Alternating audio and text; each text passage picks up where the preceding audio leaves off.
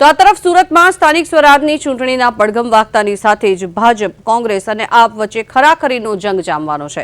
ત્યારે મતદારોને આકર્ષવા માટે પક્ષોએ અવનવી પ્રચાર સામગ્રીનો સહારો લીધો। સુરતના બજારો હાલમાં વિવિધ પક્ષોના ઝંડા, ટોપી અને ખેસથી ઉભરાઈ રહ્યા છે।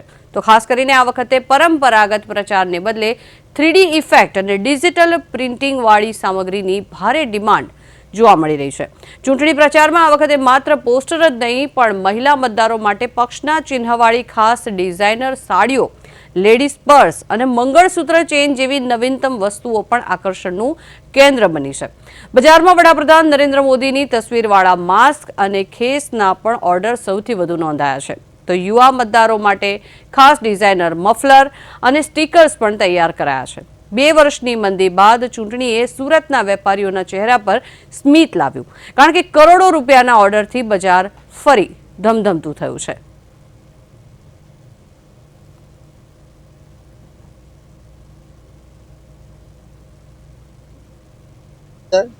और हर पार्टी का साहित्य मेरे यहाँ बनता है। बीजेपी है, कांग्रेस है, आम आदमी पार्टी है, बाकी स्टेट लेवल पे जो पार्टी है उनका भी माल मेरे यहाँ बनता है। टीएमसी है, शिवसेना है, समाजवादी है, बहुजन समाजवादी है, लालटेन है, सबका माल मेरे यहाँ बनता है। होलसेल का काम है।